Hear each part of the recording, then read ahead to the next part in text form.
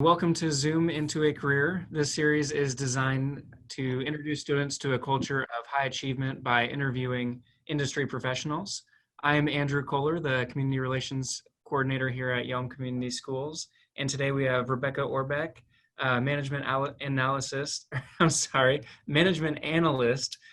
for the Department of Revenue. And she's going to share a little bit about her career in industry. Before we get started, I'd like to remind you that this Zoom is recorded and will be posted on our website for future viewing. Welcome, Rebecca, and thank you for joining us today. Thanks. Got a cattail in there real quick. That is one nice thing about these is you kind of see some personality that you wouldn't see otherwise in family pets and things like that. That's right, yes. Do you mind starting by telling us a little bit about what you do, who you are, and kind of what you do for the Department of Revenue? Sure. I am a management analyst with Department of Revenue. I've been with the state for about 12 years, going on 13 years. Been with Revenue 2.5 years. And before that, I was with Results Washington, which is part of the governor's office. I did a lean fellowship there for a year. And prior to that, I was with the Department of Licensing as a management analyst as well. And before that, I was with private industry. I worked for the Olympian newspaper and USA Today for about 7 years. What did you do at the Olympian and USA Today? I was an operations administrator, and so I reported to our operations director and also took care of the facilities. So I was a supervisor in that position. Also a supervisor in the position that I'm in now. So, yeah. And maybe students haven't had to work with the Department of Revenue yet. Can you explain kind of what that agency is all about? Sure. So the Department of Revenue collects revenue, but from taxes. And I think there's about 60 different kinds of taxes that we collect from different businesses in the state. And that revenue goes back out to help education, our natural resources, health agencies, and make sure that we can, sustain our economy within the state of Washington. Right, and that's a lot of changing of hands, so to speak, of money going in, money going out, Mm-hmm. and what it's used for, and being very specific because you have to use. Correct me, maybe talk about how funding has to be used in a certain way, like road funds have to go to road funds, or right. So am I on the right track there? Maybe. Mm-hmm. Yeah. So I don't deal with that a lot. So I don't want to get anything wrong, but yes, that would be the basic concept is that we're bringing in money through the taxes, but it goes back out to make sure that our economy continues to run. So yeah, Department of Transportation, making sure that our roads are fit, and the construction that happens. So all of the funding for those projects, as well as, now with what's happening with our pandemic, the Department of Health and our Healthcare Authority and those agencies. So making sure that we're continuing to make sure that our citizens are healthy, and right along with what the governor puts out for any of the proclamations and things like that. And what do you do as an analyst? Like what is your position in charge of? So my position, I am in the Information Services Division, which is also known as IT. And so IT is basically the foundation for everything that's running within the Department of Revenue. So all of the systems. So when you turn your computer on in the morning, we're behind that. We're making sure that you have access to all of the different tools that you need to do your job within the department. And so specifically, I am responsible for the Information Services Division budget. So making sure that the amount of money that we're allotted is spent correctly. And then also our performance measures. So we have different measures that we're responsible for and accountable for within our division, but also we report up to the executive level, and the executive level for the agency reports up to the governor. So we have different things that we're tracking. So I'm responsible for that. Also, part of my job is lean and continuous improvement. And that's the fun part of my job. I love doing that. And if I could get rid of the other things, I would.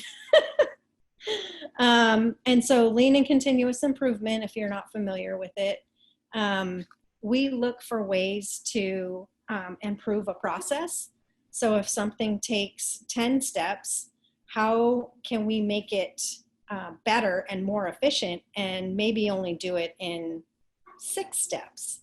And so trying to make sure that we're making improvements all the time to be more efficient and effective at our jobs. And it doesn't mean that somebody's job goes away. It means that we have more time to do other things. And so really trying to look for ways to make things better within our agency. And so that's really important. That's one of the things that I focused on when I was in the governor's office. I did a lean fellowship for a year, and I was able to see things at a different level. And so looking at it, things at an executive level, and how can we make things better? And can you describe a recent situation like that, or an example? Oh, It doesn't have to go too far into the weeds, of course, but sure. something that may have been had a process already, and then you found a more efficient way to get that done. The most recent one was we have a system where we can request things. So if I want to add somebody to a folder, I would go into this system and say, I need Joe Martin to be added to a folder. And what we found was that people were getting too confused. They didn't know which item to pick in the drop-down menu, and they would often get pick the wrong thing, and it would end up going somewhere else instead of to the right unit that needed to take care of it to help that person. So we did a usability study, which means we got some folks together. We asked them, hey, can you walk through your thought process when you want to do this particular thing?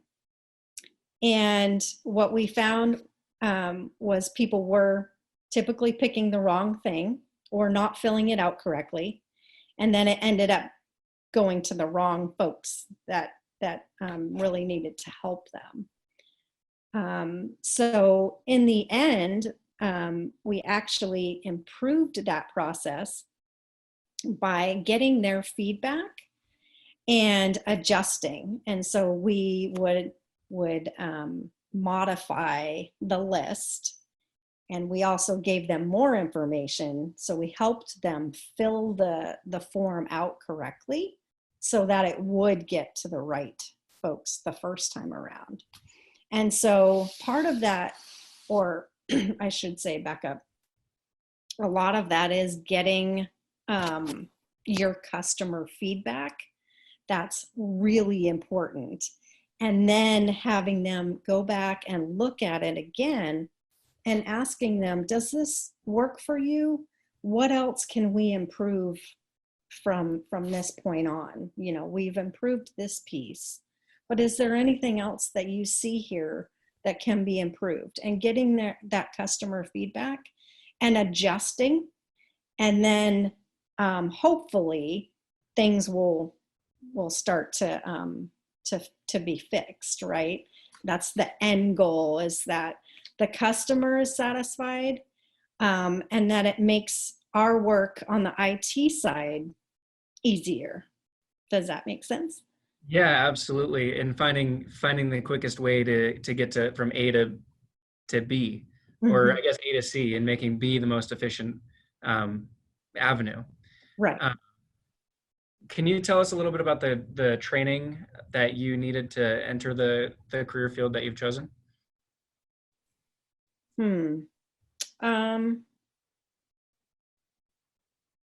well, when I started with state government, I was an administrative assistant, and then a job opened up for a management analyst, and it had to do with contracts. And I knew contracts from my private sector experience at the Olympian. So part of my job at the Olympian was also getting bids for contracts and making sure that the folks that we did have contracts with, they were held accountable, looking at the cost, for budget purposes. So I had that background already, and that's how I was able to get into the management analyst position at licensing. And then I just stayed in that series. And so where I wasn't is when I worked that year for the governor's office, and that part focused on lean, and that was really where my passion is. And so when this job opportunity opened up at Revenue, part of the job is lean and continuous improvement. And so that really piqued my interest. And so that's why I applied for the job that I have now. And so that kind of, that path kind of took me there. But honestly, it's like, I think, and one of your questions has to do with education. So I have my master's in public administration. And so that combination with my opportunity that I got in the Lean Fellowship at the governor's office, I think really kind of pushed me to that next level that I needed to get to, being in a supervisor role as well. So that's helping me in my career path still today. So When you went in, did you have a bachelor's when you were an administrative assistant?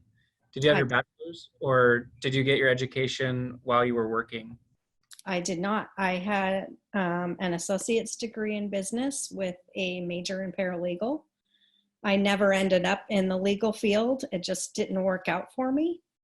And I always had been continuing to get my bachelor's degree. And when I decided that I really wanted to move up is when I buckled down and went back to school and went to Evergreen, and I used my associate's degree and my experience to enter into the prior learning experience. And there is where I got a big, huge credit for is going through that program at Evergreen, and finished up my bachelor's there. And then I just decided to go ahead and go for my master's degree as well. So I did that in continuous. So I finished my bachelor's and then went right into my master's degree. Awesome. And what do you see as the biggest challenge facing your industry or your department in the near future?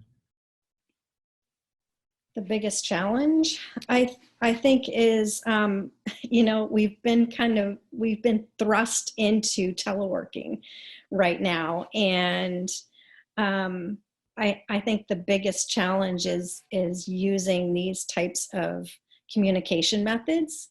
We're definitely not pro, and that's still going to take some time. We're all still learning how to use WebEx, and we are going to be in the future using Microsoft Teams.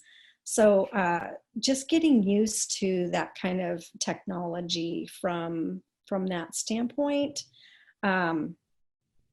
Otherwise than that, I think just still being engaged, right? Because relationships are important and connection is important. And how do you continue to do that when you're working from home?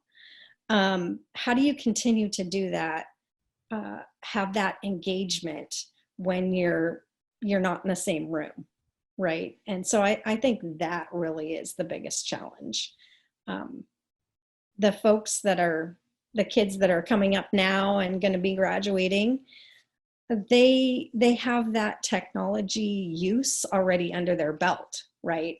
Yep. Because they're already on their phones and they're doing their thing, right? That's their jam. And so a lot of us folks who haven't been doing that on a consistent basis, I wouldn't say we're struggling, but it's definitely, new for us. And we kind of got to get in that rhythm of, this is how it's going to be from now on. So just kind of adjusting to that, I think. Do you have any advice for them as they enter the workforce, or any advice if they're looking to get into a similar industry in business administration or something like that? I would say definitely school, continuing education is really important.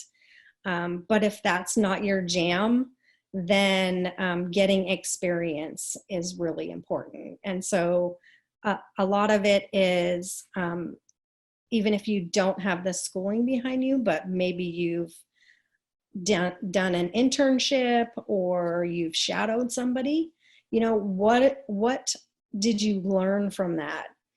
And continue to learn every day and get that experience, because really when you want to get a job, that's what they're looking for.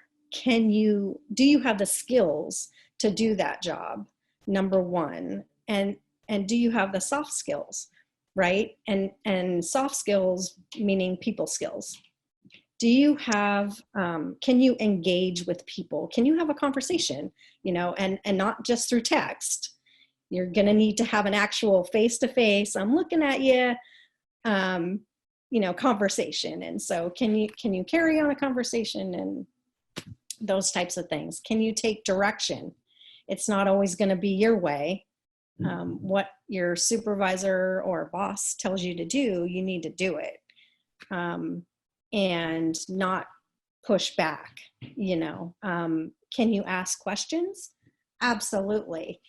But you want to make sure that you're doing what you're supposed to do and you're on time and those types of things. Like, that's what employers really look for. But we realize that, as somebody that's hired folks, that the generation coming up, they have different priorities, and that's okay. But we also want to make sure that you are successful in your career too. So I think if I could give one piece of advice is to have a mentor or a coach, somebody that you can go to ask questions. Hey, is this okay? How can I phrase this? I need to go to my boss and talk to them about this, but I'm not quite sure how to do that. Can you help me get that conversation going? So that's what coaches and mentors can do, is kind of, help you with your career, help you how to word things correctly when you're going to someone, especially older.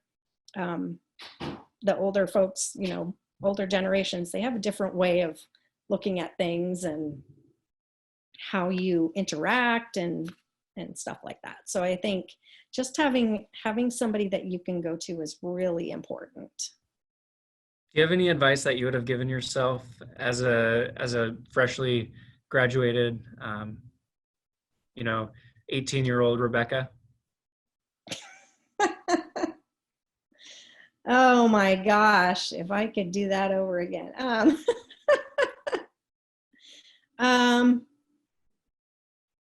I think it would be to have somebody in my life that I could go to ask questions. I think, having somebody that can help you with your career is so important. And I probably would have had a different career path had I known about maybe all of the opportunities that were out there. I think that's another thing that the kids miss out on is having the access to what is really out there that can help them progress their career. And I wish somebody had told me, hey, if you check this out, or if you go do this internship, these folks can help you, bolster your career in that direction and things like that. So there's a lot of help out there, but I don't think the kids know where to go to get it. And I think that would be helpful for them. Yeah, absolutely. And going off of that, every single person that we've interviewed so far has offered that, of willing to reach out, or if students are willing to reach out to them, then they are more than willing to help and mentor and give advice to the students that do listen to these. And they're all on the CTE website, on our district website. So, we're providing the opportunity, and if you are watching this, go onto our site and check it out, because any of those industry professionals are more than happy to lend a helping hand. Mm-hmm. Yeah, we definitely want to help. I mean, help the kids coming up and, answer questions. And, the thing is, folks have different contacts, right? I mean, I might know 10 people that, somebody over here doesn't know that can help. And so a lot of it is connections and making those connections. I say all the time, it's like, it's not what you know, it's who you know. And a lot of times it's just making those connections to get where you want to go. And things, might not happen right away, but they will. Sometimes things take time. And, that's another thing to just remember, like, it's not going to happen instantly. You're not going to be a millionaire tomorrow. You need to work at it, and it takes time. Absolutely. And if people want to reach out to you and ask for advice, how would they get in touch with you? Either email, which is, do you want me to tell you my email? Or? Yeah, if you want to say it, if you're comfortable with that. Okay. If It's not, okay. It's RORBECK@comcast.net. And that'd probably be the best way to get a hold of me. And then I can give you my phone number through there. All right. Well, much appreciated.